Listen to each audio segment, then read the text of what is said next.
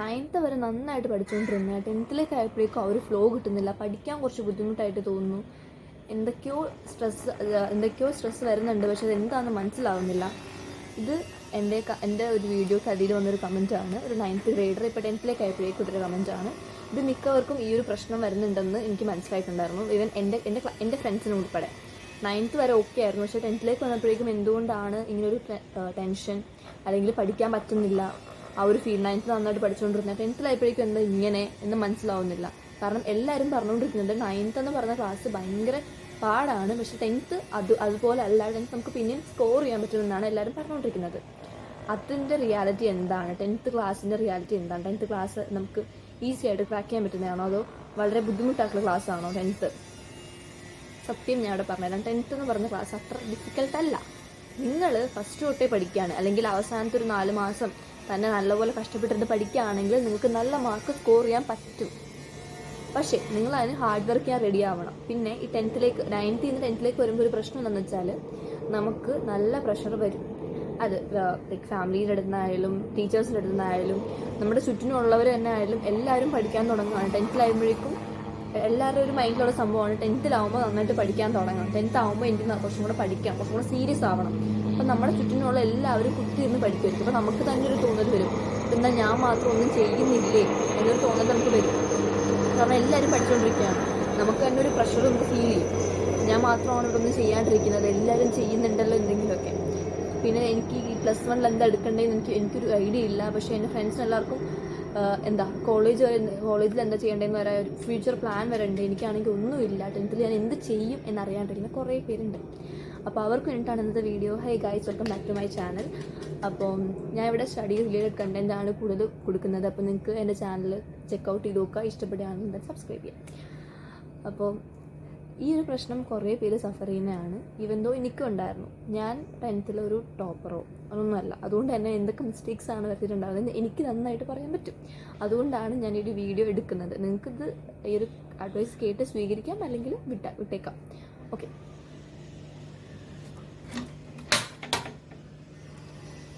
അപ്പോൾ 10th class എന്ന് പറയുമ്പോഴേക്കും നമ്മൾക്ക് ഇങ്ങനെ എല്ലായിടത്തും 10ലായില്ലേ ഇനി പഠിക്കണം എന്നുള്ളൊരു സംഭവം എല്ലാവരും നമുക്ക് ഇനി തരുന്നുണ്ട്, പ്രഷർ വരുന്നുണ്ട്. പക്ഷേ 10th ക്ലാസ്സിൽ നമുക്ക് അത്രയും പഠിക്കാൻ അധികമില്ല. നമുക്ക് പഠിക്കാനുള്ള കാര്യങ്ങളും അത്യാവശ്യം എളുപ്പമുള്ളതാണ്. ഞാൻ അവസാനമൊക്കെ ആയപ്പോഴാണ് കുറച്ചും കൂടി സീരിയസ് ആയിട്ട് പഠിക്കാനുള്ള എന്താണെന്ന് മനസ്സിലാക്കി പഠിക്കാൻ തുടങ്ങിയത്. മനസ്സിലാക്കി പഠിക്കുമ്പോഴേ നമുക്ക് സത്യം പറഞ്ഞാൽ തലയിൽ നിൽക്കൂ. പിന്നെ നമ്മൾ ഇത്രയും പഠിച്ചതിന് ശേഷം പിന്നെ ഒരു ബ്രേക്ക് എടുക്കാൻ നിൽക്കരുത്. ഞാൻ ചെയ്ത ഏറ്റവും വലിയ മണ്ടത്തിലാണ് എൻ്റെ മാത്സിന് ഞാനൊരു ബ്രേക്ക് കൊടുത്തത്. അങ്ങനെ കൊടുക്കുകയേ ചെയ്യരുത്. കാരണം 10th കഴിയുകയാണെങ്കിൽ നിങ്ങൾക്ക് വലിയൊരു ബ്രേക്കാണ് കിട്ടാൻ പോകുന്നത്. ചെറിയ ബ്രേക്കൊന്നുമല്ല, നമ്മൾ വെറുതെ ഇരുന്നിരുന്നിരുന്ന് മടുക്കും. അത്രയും വലിയ ബ്രേക്കാണ് 10th കഴിഞ്ഞ് കഴിഞ്ഞാൽ നമുക്ക് കിട്ടാൻ പോകുന്നത്. ആ ബ്രേക്ക് പിന്നെ ഒരിക്കലും കിട്ടുമെന്ന് എനിക്ക് തോന്നുന്നില്ല. അത്രയും വലിയ ബ്രേക്കാണ് നമുക്ക് 10th കഴിഞ്ഞിട്ട് കിട്ടാൻ പോകുന്നത്. നമുക്കൊരു പണിയില്ല, വീട്ടിലൊരു പണിയില്ല, നമുക്ക് പുറത്തിറങ്ങാനൊന്നും ഒരു പണിയില്ല. അത്രയും വലിയ ബ്രേക്ക് നമുക്ക് കിട്ടാൻ പോവാണ്. അപ്പോൾ ഞാൻ അത് ആലോചിക്കാം, അത് കഴിഞ്ഞിട്ടൊക്കെ നമുക്കത് ചെയ്യാം എന്ന് ആലോചിക്കാം. ഇപ്പം പഠിക്കാനുള്ളത് ഇതിൽ ഫോക്കസ് ചെയ്യുക. അല്ലാണ്ട് +1 എന്തെടുക്കണം, അതെടുത്താൽ ശരിയാവും, ഇതെടുത്താൽ ശരിയാവും, അതൊന്നും ഇപ്പം നിങ്ങൾ ആലോചിച്ച് ടെൻഷൻ അടിച്ച് വെക്കരുത്. ജസ്റ്റ് നിങ്ങളെ 10th എന്താണോ ചെയ്യേണ്ടത് അത് മാത്രം നോക്കുക, അത് മാത്രം ഫോക്കസ് ചെയ്യുക. 10th നിങ്ങൾ സ്റ്റാർട്ട് ചെയ്യുന്ന സമയത്ത് ടീച്ചർ പഠിപ്പിക്കുന്നതിനൊപ്പം പോകാൻ നിൽക്കരുത്. അതിന് മുമ്പ് എത്തണം. ടീച്ചർ ഇപ്പം നിങ്ങൾ ചാപ്റ്റർ 2 പഠിപ്പിച്ചുകൊണ്ടിരിക്കുകയാണെങ്കിൽ നിങ്ങൾ ഒരു ചാപ്റ്റർ 3 വരെ നിങ്ങൾ പഠിച്ചിട്ടുണ്ടാവണം. പിന്നെ അന്നന്ന് പഠിക്കുന്നത് അന്നന്ന് പഠിക്കുകയും ചെയ്യണം. അന്നന്ന് വീട്ടിൽ വന്നിട്ട് ജസ്റ്റ് റിവൈസ് ചെയ്ത് നോക്കിയാൽ മതി. നിങ്ങൾക്ക് ഓൾറെഡി അറിയാവുന്നതാണെങ്കിൽ ടീച്ചറിൻ്റെ അടുത്ത് എത്തുമ്പോൾ നിങ്ങൾക്ക് വേറൊരു റിവിഷൻ ആവും. പിന്നെ വീട്ടിൽ വന്നിട്ട് ഒരു പ്രാവശ്യം കൂടെ നോക്കുകയാണെങ്കിൽ പിന്നെ ഒരു റിവിഷൻ ആവും. പിന്നെ 10th ക്ലാസ് സത്യം പറഞ്ഞാൽ ഈസിയാണ്. ഞാൻ എൻ്റെ മാർക്ക് കുറഞ്ഞതിനുള്ള എൻ്റെ മിസ്റ്റേക്സ് കാരണമാണ്. അതല്ലാണ്ട് 10th ഡിഫിക്കൽട്ട് ആയതുകൊണ്ടോ പഠിക്കാൻ പറ്റാത്തതുകൊണ്ടോ ഒന്നുമല്ല. അത് കംപ്ലീറ്റ്ലി ഞാൻ എൻ്റെ അതിലേക്കാണ് അയക്കുന്നത്. എൻ്റെ മിസ്റ്റേക്കാണ്. ഞാൻ മര്യാദയ്ക്ക് ഒന്നും കൂടെ നോക്കിയിരുന്നെങ്കിൽ എനിക്ക് എന്തായാലും കിട്ടിയ നല്ല മാർക്ക് 80+ കിട്ടിയേനെ. അപ്പം 80+ എന്തായാലും നിങ്ങളൊരു ആവറേജ് സ്റ്റുഡൻ്റ് ആണെങ്കിൽ നിങ്ങളൊരു ആവറേജ് സ്റ്റുഡൻ്റ് ആണെങ്കിൽ ഉറപ്പായിട്ടും നിങ്ങൾക്ക് 80+ കിട്ടും, ഉറപ്പായിട്ടും കിട്ടും. അത് നിങ്ങൾ പഠിച്ചാൽ മതി. കൺസിസ്റ്റൻ്റ് ആയിരിക്കണം. ഡെയിലി പഠിക്കണം. വെച്ചാൽ ഡെയിലി പഠിച്ചു തുടങ്ങുകയാണെങ്കിൽ ഒരു 2 മണിക്കൂർ മാത്രം മതി. അല്ലാത്ത അവസാന നിമിഷത്തേക്ക് നോക്കുകയാണെങ്കിൽ നിങ്ങളുടെ എല്ലാ ടൈമും കളഞ്ഞ് നിങ്ങൾ അതിനുവേണ്ടി നിൽക്കേണ്ടി വരും. പിന്നെ നോട്ട്ബുക്ക് കാര്യങ്ങളൊക്കെ കംപ്ലീറ്റ് ആക്കി വയ്ക്കുക. നോട്ട്ബുക്ക് പിന്നെ നമ്മുടെ സ്കൂളിൽ നിന്ന് തരുന്ന സംഭവങ്ങളൊക്കെ ഉണ്ടാവുമല്ലോ, അതെല്ലാം കംപ്ലീറ്റ് ആക്കി വയ്ക്കുക. അവസാന നിമിഷത്തേക്ക് വെക്കരുത്. അവസാന നിമിഷത്തേക്ക് വെച്ചത് ഞാൻ ചെയ്തൊരു മണ്ടത്തരം കൂടിയാണ്. എൻ്റെ എക്സാമും എൻ്റെ പ്രൊജക്റ്റും എനിക്ക് ഒരുമിച്ച് ചെയ്യേണ്ടി വന്നു. ആ സമയത്ത് എനിക്ക് പഠിക്കാൻ സമയമില്ല, പ്രൊജക്റ്റ് ചെയ്യാൻ നിൽക്കുമ്പോഴേക്കും എക്സാമിൻ്റെ സ്ട്രെസ് എന്നിട്ട് അതും ആവും. അപ്പോൾ നമ്മുടെ മൈൻഡ് കംപ്ലീറ്റ്ലി ബ്ലാങ്ക് ആവും. അതുകൊണ്ട് തന്നെ ടീച്ചർ ഇപ്പോൾ ഒരു ഹോംവർക്കോ വല്ലോ ഇന്ന് തരികയാണെങ്കിൽ ഇന്ന് നിങ്ങൾ ഫ്രീ ആണെങ്കിൽ ഇന്ന് തന്നെ ഇത് ചെയ്ത് തീർക്കാൻ നോക്കുക. വെറുതെ ഇങ്ങനെ നീട്ടി കൊണ്ടുപോകരുത്. പിന്നെ എൻ്റെ സ്കൂളിൽ ഇങ്ങനെ കുറേ പ്രോഗ്രാംസ് ഒക്കെ ഉണ്ടായിരുന്നു. ഞാൻ എല്ലാത്തിനും പോയി പങ്കെടുക്കുമായിരുന്നു. ഞാൻ എൻ്റെ സ്കൂളിൽ എന്ത് പ്രോഗ്രാം ഉണ്ടെങ്കിലും ഞാൻ പോയി എൻ്റെ പേര് കൊടുക്കുമായിരുന്നു, ഞാൻ പങ്കെടുക്കുമായിരുന്നു. പക്ഷേ അത് പങ്കെടുക്കാൻ ഒരു കുഴപ്പമില്ല. പക്ഷേ ആ സമയത്ത് നമ്മുടെ ക്ലാസ് കുറേ മിസ്സാവുന്നതനുസരിച്ച് നോട്ട് മിസ്സാവും. ആ നോട്ട് നിങ്ങൾ എഴുതിയെടുക്കാണ്ട് ഇങ്ങനെ ലാസ്റ്റ് നിമിഷത്തേക്ക് വെച്ചേക്കരുത്. എഴുതിയെടുത്ത് എങ്ങനെയെങ്കിലും തീർത്തോണം. കാരണം ഇങ്ങനെ നമ്മൾ വെച്ച് ലാസ്റ്റ് വരുമ്പോഴേക്കും കുറച്ച് പേജ് ഇങ്ങനെ വിടും. പിന്നെ എഴുതിയാൽ മതിയല്ലോ എന്ന് വിചാരിച്ച് കുറച്ച് പേജ് വിടും. പിന്നെ ചെക്കിങ്ങിൻ്റെ സമയമാകുമ്പോഴാണ് ഈ പേജിൻ്റെ കാര്യം നമ്മൾ ഓർക്കുന്നത് തന്നെ. അതുകൊണ്ട് തന്നെ എത്രയും പെട്ടെന്ന് നോട്ട് കംപ്ലീറ്റ് ആക്കാൻ നിൽക്കുക. അല്ലെങ്കിൽ നമ്മൾ പഠിക്കേണ്ട സമയത്ത് നിങ്ങൾ ആ നോട്ട് എഴുതേണ്ടി വരും. എൻ്റെ ഇൻസ്പെക്ഷൻ എക്സാമൊക്കെ ഓൾമോസ്റ്റ് സെയിം സമയത്ത് നടന്നിട്ടുണ്ട്. ഞങ്ങളുടെ സ്കൂളിൽ ഇൻസ്പെക്ഷൻ ഉണ്ടായിരുന്നു. അപ്പോൾ നോട്ട് കാര്യങ്ങളൊക്കെ കംപ്ലീറ്റ് ചെയ്യണം. ഞാൻ എക്സാമിൻ്റെ സമയത്തൊക്കെ ഞാൻ നോട്ട് കംപ്ലീറ്റ് ചെയ്തുകൊണ്ടിരുന്ന ടൈം ഉണ്ടായിരുന്നു. അത് എൻ്റെ മിസ്റ്റേക്ക് കൊണ്ടിട്ടാണ്. ആ മിസ്റ്റേക്ക് നിങ്ങൾ വരുത്തരുത്. നിങ്ങളുടെ നോട്ട് എല്ലാം കംപ്ലീറ്റ് ആക്കി വെക്കണം. അല്ലെങ്കിൽ നിങ്ങൾക്ക് തന്നെ അവസാനം തലയ്ക്ക് ഭ്രാന്ത് പിടിക്കും. 10th സ്ട്രെസ് അടിക്കേണ്ട ഒരു ക്ലാസ്സേ അല്ല. കാരണം നിങ്ങൾ കുറച്ചും കൂടെ ഫ്രണ്ട്സായിട്ടും ടൈം സ്പെൻഡ് ചെയ്യണം. കാരണം ഈ ഒരു ഇത് കഴിഞ്ഞ് കഴിഞ്ഞാൽ പിന്നെ അവരെ കാണാനുള്ളൊരു സാധ്യത വളരെ കുറവാണ്. നിങ്ങളുടെ സ്കൂളിൽ ഇപ്പോൾ +1 +2 ഉണ്ടെങ്കിൽ എല്ലാവരും ഒന്നും നമ്മുടെ സ്വന്തം സ്കൂളിൽ തന്നെ നിൽക്കണമെന്നില്ല. ഇപ്പോൾ CBSE ആയിട്ടുള്ളവർ സ്റ്റേറ്റിലേക്ക് പോകുന്നവരുണ്ട്. അല്ലെങ്കിൽ സ്റ്റേറ്റിലാണെങ്കിൽ അവർ CBSEയിലേക്ക് പോകുന്നു, ICSEയിലേക്ക് പോകുന്നു, അല്ലെങ്കിൽ അവരുടെ അടുത്തുള്ള സ്കൂളിലേക്ക് പോകുന്നു. എന്നെ മാറുകയൊക്കെ ചെയ്യാമല്ലോ. അതുകൊണ്ട് തന്നെ നിങ്ങൾ 10th ലൈഫ് കുറച്ചും കൂടെ എൻജോയ് ചെയ്യാൻ കൂടെ നോക്കുക. അല്ലെങ്കിൽ 10th-ലായതുകൊണ്ട് തന്നെ ഞാൻ ടൂർ പോകുന്നില്ല, 10th-ലായതുകൊണ്ട് തന്നെ ഞാൻ പ്രോഗ്രാമിന് പോകുന്നില്ല, ഒന്നിനും പോകുന്നില്ല, അങ്ങനെ നിൽക്കേണ്ട ആവശ്യമൊന്നുമില്ല. 10th ആയതുകൊണ്ട് നിങ്ങൾക്ക് പോവാം, കുഴപ്പമൊന്നുമില്ല. 10th കഴിഞ്ഞിട്ടാണ് ഇതൊക്കെ കുറച്ച് ശ്രദ്ധിക്കേണ്ടത്. കാരണം 10th കഴിഞ്ഞിട്ടാണ് കുറച്ചും കൂടെ പാടായിട്ടുള്ള സംഭവം വരുന്നത് +1. അത് ഞാൻ പിന്നെ പറയാം. അത് ഞാൻ +1 എന്നല്ല, +1 സ്റ്റാർട്ടാകാൻ പോകുന്നേ ഉള്ളൂ. ആ സമയത്ത് അതൊക്കെ പറയാം. ഇപ്പോൾ എൻ്റെ ജൂനിയേഴ്സിന് വേണ്ടിയിട്ടാണ് ഇത് വീഡിയോ.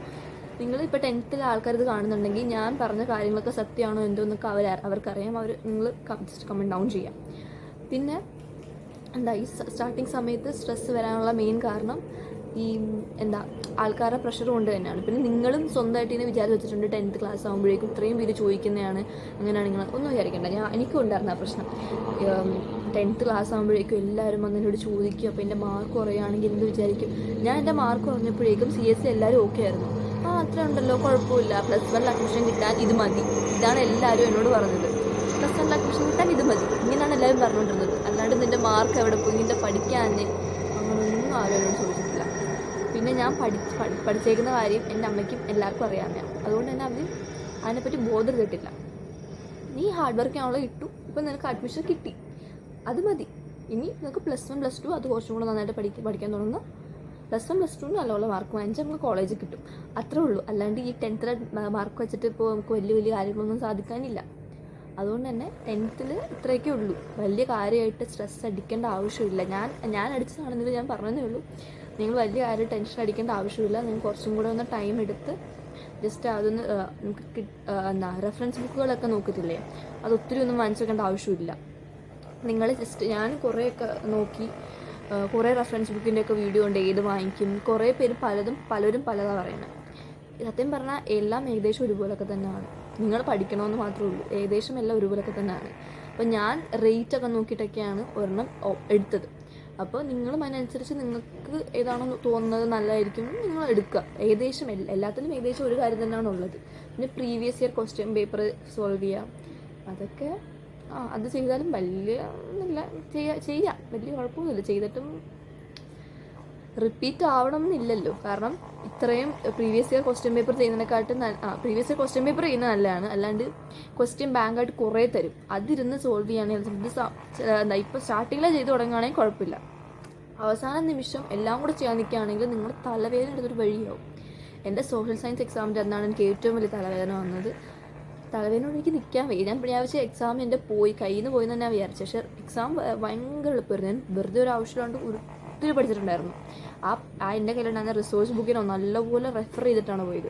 പക്ഷേ ഇനി അത്രയും കഷ്ടപ്പെട്ട് പഠിക്കേണ്ട ആവശ്യമില്ല. നമ്മുടെ NCERT ഉള്ളത് തന്നെ ജസ്റ്റ് ഇതിനെ തിരിച്ചുവിടട്ടൊക്കെയാണ് ചോദിച്ചേക്കുന്നത്. പക്ഷെ നമ്മളൊന്ന് 2-3 വർഷം വായിക്കുകയാണെങ്കിൽ ഇതിൻ്റെ ആണെന്ന് നമുക്ക് മനസ്സിലാവും. അതുകൊണ്ട് തന്നെ ഒത്തിരി ഒന്നും റെഫർ ചെയ്തേണ്ട ആവശ്യമില്ല. മാത്സിനൊക്കെ റെഫർ ഉണ്ട്. മാത്സ് ഒന്നും ഞാൻ മര്യാദയ്ക്ക് നോക്കാണ്ട് പോയതാണ്. മാത്സൊക്കെ മാത്സ് ഞാൻ ഇപ്പോഴും റിഗ്രറ്റ് ചെയ്യുന്നുണ്ട്. ഞാൻ കുറച്ചും കൂടെ നന്നായിട്ട് ശ്രമിച്ചിരുന്നെങ്കിൽ മാത്സ് എനിക്ക് നല്ല മാർക്ക് വാങ്ങിക്കായിരുന്നു എന്നൊക്കെ. ഓക്കെ, ഇനി അത് നമുക്ക് വിടാം. ആ സംഭവം ഇടയ്ക്കിടയ്ക്ക് എൻ്റെ മൈൻഡിലേക്ക് വരുന്നുണ്ട് മാത്സിൻ്റെ കാര്യം. അത് വിടാം. അപ്പോൾ മാത്സ് നിങ്ങൾ ഞങ്ങളുടെ സ്റ്റാൻഡേർഡ് ആണെങ്കിലും ബേസിക് ആണെങ്കിലും പഠിക്കാനുണ്ട്. ബേസിക് ആണെങ്കിൽ പിന്നെയും കുറച്ചും കൂടി ഈസി ആണെങ്കിലും പഠിക്കാൻ രണ്ടുപേർക്കും ഏകദേശം ഒരുപോലെയാണ്. ഡിഫിക്കൽട്ടി ലെവൽ മാത്രമേ കൂടുന്നുള്ളൂ. അതുകൊണ്ട് തന്നെ നിങ്ങൾ സ്റ്റാൻഡേർഡ് ആണെങ്കിൽ ബേസിക് ആണെന്ന് വെച്ചാൽ പഠിക്കാണ്ടിരിക്കാൻ നിൽക്കരുത്. മാത്സ് സ്റ്റാർട്ടിങ് തൊട്ടേ പഠിക്കണം. മാത്സ് അത്യാവശ്യം നല്ല ഡിഫിക്കൽട്ടായിട്ടുള്ള സംഭവമാണ്. പിന്നെ സോഷ്യൽ സയൻസിൽ നിങ്ങൾ അനാവശ്യമായിട്ട് നോട്ട് എടുക്കാൻ നിൽക്കരുത്. കാരണം സോഷ്യൽ സയൻസ് ഒരു വലിയ സബ്ജക്റ്റാണ്. സംഭവം ഭയങ്കര ഈസി ആണെങ്കിലും അത് ഒത്തിരി ഉണ്ട്, അതാണ് പ്രശ്നം. അപ്പോൾ സോഷ്യൽ സയൻസ് എന്ത് ചെയ്യണമെന്ന് വെച്ചാൽ നിങ്ങളുടെ ടെക്സ്റ്റ് ബുക്ക് നിങ്ങൾ റെഫർ ചെയ്യുക. ടെക്സ്റ്റ് ബുക്ക് നോക്കിയിട്ട് നിങ്ങൾക്ക് മനസ്സിലാവും. പിന്നെ ടീച്ചർ നിങ്ങൾക്ക് നോട്ട് തരും, അത് റെഫർ ചെയ്താലും മതി. ഇപ്പോഴേ നിങ്ങൾ സ്കൂൾ സ്റ്റാർട്ട് ചെയ്തിട്ടില്ല, അതിന് മുമ്പേ നിങ്ങൾ നോട്ട് എടുക്കുകയാണെങ്കിൽ കുഴപ്പമില്ല. അതിന് മുമ്പേ നിങ്ങൾ നോട്ട് സെറ്റാക്കി വെക്കുകയാണെങ്കിൽ ക്ലാസ് സ്റ്റാർട്ട് ചെയ്യുന്ന സമയത്ത് നിങ്ങൾക്ക് റെഫർ ചെയ്യാൻ ഒരു കുഴപ്പമില്ല. അല്ലാണ്ട് ക്ലാസ് ഉള്ള സമയത്ത് തന്നെ സോഷ്യൽ സയൻസ് നിങ്ങൾ ലെക്ചർ കേട്ടുകൊണ്ട് നോട്ട് എടുക്കാൻ നിൽക്കുകയാണെങ്കിൽ ഒത്തിരി സമയം പോകും. പിന്നെ നിൽക്കുന്ന സമയത്ത് ആ നോട്ട് റെഫർ ചെയ്യാൻ പോലും പറ്റില്ല. കാരണം അത്രയ്ക്കും ലെങ്തി ആവും. പ്രത്യേകിച്ച് ഹിസ്റ്ററിയുടെ ഒക്കെ നോട്ട് നിങ്ങൾ പ്രിപ്പയർ ചെയ്യാൻ നിൽക്കുകയാണെങ്കിൽ ഭയങ്കര ലെങ്തി ആവും. പിന്നെ നിങ്ങൾക്കത് ഫസ്റ്റ് ഓഫ് ഓൾ അത് എഴുതുമ്പോൾ തന്നെ നമ്മുടെ കൈ കഴിച്ച് നമ്മൾ വഴിക്കാം. പിന്നെ അത് പഠിക്കാനും വായിക്കാനും മെമ്മറൈസ് ചെയ്യാനും നിൽക്കണം. അത്രയും സമയം നിങ്ങളുടെ കയ്യിൽ ഉണ്ടാവില്ല. സത്യം പറയുകയാണ്, സ്കൂൾ കഴിഞ്ഞ് വന്ന് ഞങ്ങളെ സ്കൂൾ വിടുന്നത് 2:40 2:40 വീട്ടിലെത്തിയപ്പോൾ എനിക്ക് ട്യൂഷനൊന്നുമില്ല. നമ്മൾ ഡയറക്റ്റ് വീട്ടിൽ വരുന്നു. വീട്ടിൽ വന്നിട്ട് എനിക്ക് പഠിക്കാനുള്ള സമയമൊക്കെ ഉണ്ട്. എനിക്ക് ട്യൂഷൻ വന്നത് തന്നെ കുറച്ച് കഴിഞ്ഞിട്ടാണ്. അപ്പം നിങ്ങൾക്ക് ട്യൂഷൻ ഉണ്ടെങ്കിൽ തന്നെ ഇത് മാനേജ് ചെയ്യാൻ ഭയങ്കര ബുദ്ധിമുട്ടാണ്. അതുകൊണ്ട് തന്നെ നിങ്ങൾ ടെക്സ്റ്റ് ബുക്ക് റെഫർ ചെയ്യുക, ടെക്സ്റ്റ് ബുക്ക് വായിക്കുക. ടെക്സ്റ്റ് ബുക്ക് വായിച്ചിട്ട് അതിനകത്ത് വല്ല ഇമ്പോർട്ടൻ്റ് ആയിട്ട് തോന്നുന്നതൊക്കെ എഴുതിയെടുക്കുക. അല്ലെങ്കിൽ ഹിസ്റ്ററിയുടെ മെയിൻ കാര്യം നിങ്ങൾ ക്വസ്റ്റ്യൻ എഴുതുക. ക്വസ്റ്റ്യൻ ആൻസർ മാത്രം പഠിക്കുക, അത്രയും മതി. മനസ്സിലാവും, സംഭവം മനസ്സിലാവും. ഫസ്റ്റ് ചാപ്റ്ററൊക്കെ എനിക്ക് നല്ല ഡിഫിക്കൽട്ടായിട്ട് തോന്നിയതാണ്. പക്ഷേ ഫസ്റ്റ് ചാപ്റ്ററിൽ 2-3 പേജ് എനിക്ക് കാണാപ്പാടമാണ്. കാരണം അത്രത്തോളം ഞാൻ പ്രാക്ടീസ് ചെയ്തതാണ് ഇതും. അതുകൊണ്ട് തന്നെ നിങ്ങൾ ആ ഹിസ്റ്ററിയുടെയൊക്കെ നിങ്ങൾ എന്താ ചെയ്യണമെന്ന് വെച്ചാൽ ജസ്റ്റ് നിങ്ങളതിൻ്റെ ക്വസ്റ്റ്യൻ ആൻസർ മാത്രം പഠിക്കുക. ക്വസ്റ്റ്യൻ ആൻസർ മാത്രം പഠിച്ചാൽ തീരാവുന്നേ ഉള്ളൂ. അത് മനസ്സിലാക്കി പഠിക്കുക. ജസ്റ്റ് കാണാപ്പാടം പഠിക്കാൻ നിൽക്കരുത് ഹിസ്റ്ററി. അത് വളരെ മണ്ടത്തരമായിട്ടുള്ള കാര്യമാണ്. കാണാപ്പാടം പഠിക്കാൻ നിൽക്കരുത്. മനസ്സിലാക്കാനുള്ളതൊക്കെ ഉള്ളൂ ഹിസ്റ്ററി അത് ചെയ്യാം. പിന്നെ അതുപോലെ തന്നെ നിങ്ങൾ ഹിസ്റ്ററി മാത്രമല്ല ബാക്കിയുള്ള എല്ലാം.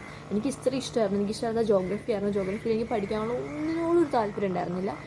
ഞാൻ എന്നെ തന്നെ ഇങ്ങനെ പിടിച്ചെടുത്തിട്ടൊക്കെയാണ് പഠിക്കുന്നത്. കാരണം എനിക്ക് ഒട്ടും താല്പര്യത്തൊരു വിഷയമാണ് ജോഗ്രഫി. അങ്ങനെ പക്ഷേ എല്ലാം അത്യാവശ്യം ഈസി ആയിട്ടുള്ള സംഭവങ്ങൾ കേട്ടോ. നിങ്ങൾ ജസ്റ്റ് മനസ്സിലാക്കുകയാണെങ്കിൽ നിങ്ങൾക്ക് ആ ഹിസ്റ്ററി പോകും. പിന്നെ ഉള്ള സയൻസിൽ പഠിക്കാനുള്ള എല്ലാം ഭയങ്കര ഇൻട്രസ്റ്റിംഗ് ആയിട്ടുള്ള ടോപ്പിക്സാണ്. എനിക്ക് ഫിസിക്സൊക്കെ ഭയങ്കര ഈസിയാണ് കേട്ടോ. നിങ്ങൾ ഫസ്റ്റ് വിചാരിക്കും അതൊക്കെ ബുദ്ധിമുട്ടാണെന്ന്. പക്ഷേ നിങ്ങൾ അത് പഠിച്ച് പോവുക, പിന്നെ കുഴപ്പമുണ്ടാവില്ല. ഫസ്റ്റ് ചാപ്റ്റർ മനസ്സിലാവുന്നതെന്ന് വിചാരിച്ചിങ്ങനെ അതിൽ തന്നെ റിപ്പീറ്റ് ചെയ്ത് നിൽക്കരുത്. ഞാൻ ചെയ്ത മണ്ടത്തരം. ഫസ്റ്റ് ചാപ്റ്ററിലേക്ക് മനസ്സിലാവുന്നില്ല, അതുകൊണ്ടത് വീണ്ടും കേൾക്കാം എന്ന് വിചാരിച്ചിട്ട് നിന്നത്. അങ്ങനെ ഒരിക്കലും ചെയ്യരുത്. നിങ്ങൾ ഫസ്റ്റ് ചാപ്റ്റർ കേൾക്കുക, അതിൻ്റെ നോട്ട് ഉണ്ടാക്കുക. സെക്കൻഡ് ചാപ്റ്ററിലേക്ക് പോവുക. സെക്കൻഡ് ചാപ്റ്റർ പഠിക്കുമ്പോൾ നിങ്ങൾക്ക് മനസ്സിലാവും ഫസ്റ്റ് ചാപ്റ്ററാണ് ഈസി ചെയ്യുന്നത്, സെക്കൻഡ് ചാപ്റ്റർ ടഫായിട്ട് തോന്നും. തേർഡ് ചാപ്റ്ററിലേക്ക് പോവുക. തേർഡ് ചാപ്റ്റർ ഈ കെമിസ്ട്രിയിൽ ഇങ്ങനെ തന്നെയാണ് എനിക്ക് ഫീൽ ചെയ്തത്. ഫസ്റ്റ് ചാപ്റ്റർ പഠിച്ചപ്പോഴേക്കും ഡിഫിക്കൽട്ടായിട്ട് തോന്നി. സെക്കൻഡ് ചാപ്റ്ററിലേക്ക് എത്തിയപ്പോഴേക്കും ഫസ്റ്റ് ചാപ്റ്റർ ഈസിയാണ്, സെക്കൻഡ് ചാപ്റ്റർ ടഫായിട്ട് തോന്നി. തേർഡിലേക്ക് എത്തിയപ്പോഴേക്കും തേർഡ് ചാപ്റ്റർ ഡിഫിക്കൽട്ടാണ്, ഫസ്റ്റ് 2 ഈസി ആയിട്ട് തോന്നി. ഫോർത്തിലേക്ക് എത്തിയപ്പോഴേക്കും എന്താണ് ഫോർത്ത് എനിക്ക് ഭയങ്കര ഇഷ്ടമുള്ള ചാപ്റ്ററാണ് കാർബൺ എന്ന് പറഞ്ഞ ചാപ്റ്റർ. കാർബൺ ഏറ്റവും അടിപൊളി ചാപ്റ്ററാണ് കാർബൺ. നിങ്ങൾ മനസ്സിലാക്കി പഠിക്കുകയാണെങ്കിൽ കാർബൺ നിങ്ങൾക്ക് ഒത്തിരി ഇഷ്ടപ്പെടും. ആ നോമൻക്ലേച്ചർ വരയ്ക്കാനും എല്ലാം.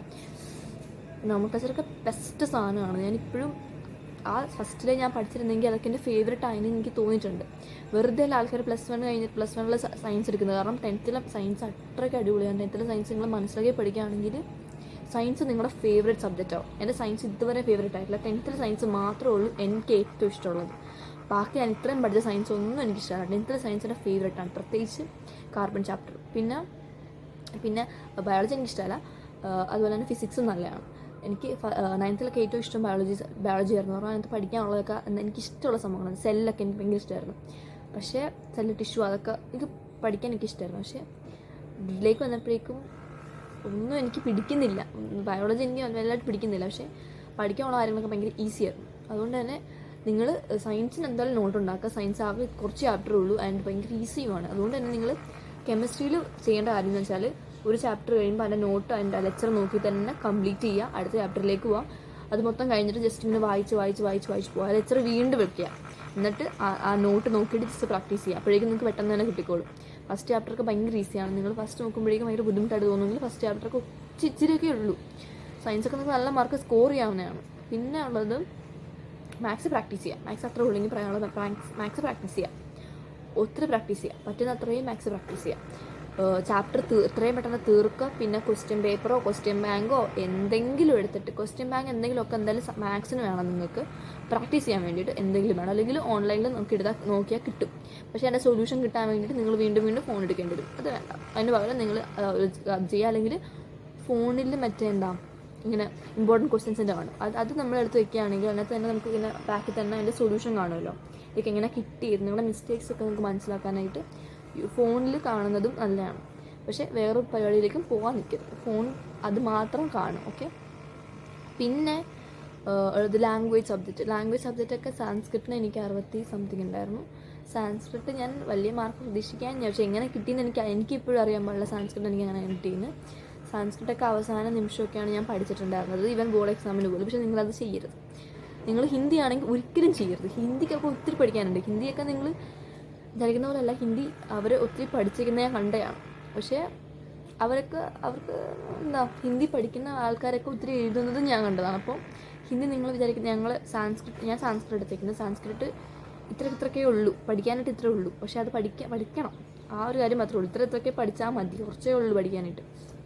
അത്രയും പഠിക്കുകയാണെങ്കിൽ തന്നെ ഇത്രയും മാർക്ക് നമുക്ക് കിട്ടുമെന്ന് തന്നെ നമുക്കറിയാം. എത്ര മാർക്ക് ഇത്രയും പഠിച്ചാൽ കിട്ടുമെന്ന് നമുക്കറിയാം. അതുകൊണ്ട് തന്നെ ആ ഒരു കാൽക്കുലേഷനിലാണ് ഞങ്ങളാരും പഠിക്കുന്നത് തന്നെ. ഹിന്ദി അങ്ങനല്ല. ഹിന്ദി നമുക്ക് ഒത്തിരി പഠിക്കാനുണ്ട്. ഹിന്ദി ഇത്രയും നാൾ പഠിച്ചു വരുന്ന സബ്ജക്റ്റ് ആയതുകൊണ്ട് തന്നെ ഹിന്ദി അത്യാവശ്യം ഡിഫിക്കൽട്ടാണ്.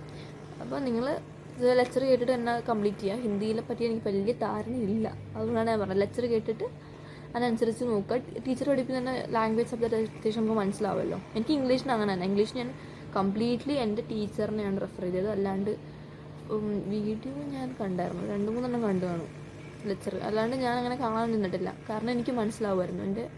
എൻ്റെ മാഡം എന്താ പഠിപ്പിക്കുന്നത് അദ്ദേഹം കേൾക്കും, മനസ്സിലാക്കും. കാരണം ദ ബെസ്റ്റ് ഇംഗ്ലീഷ് ടീച്ചറാണ് ഞാൻ കിട്ടിയത്. ഞങ്ങൾ ക്ലാസ് ടീച്ചറായിരുന്നു. പുള്ളിക്കാരി അത്ര അടിപൊളിയായിട്ടാണ് ഇംഗ്ലീഷ് പഠിപ്പിച്ച് തന്നിട്ടുണ്ടായിരുന്നത്. ഇംഗ്ലീഷ് എനിക്ക് നല്ല മനസ്സിലാവുമായിരുന്നു. ഇംഗ്ലീഷ് ഞാൻ ഫുള്ളി മാഡത്തിന് ഇതാക്കിയിട്ടാണ് പോയിട്ടുണ്ടായിരുന്നത്. എനിക്ക് A1 കിട്ടിയിട്ടുണ്ടായിരുന്നു ഇംഗ്ലീഷിന്. സോഷ്യലിന് എനിക്ക് ഞാൻ പറഞ്ഞല്ലോ തലവേദനയൊക്കെയാണ്. പക്ഷേ എക്സാം ഭയങ്കര ഈസി ആയിരുന്നു. എനിക്ക് A2 ആയിരുന്നു സോഷ്യലിന്, 88. പിന്നെ ഇംഗ്ലീഷിന് എനിക്ക് 94. അത്ര എനിക്ക് വലിയ കുഴപ്പമുണ്ടായിട്ടില്ല. ഈസി ആയിട്ട് പോയി. ഇംഗ്ലീഷ് ഭയങ്കര എളുപ്പമായിരുന്നു. പേപ്പറും ഫസ്റ്റ് എക്സാം ആയിരുന്നല്ലോ ഇംഗ്ലീഷ് ഞങ്ങളുടെ.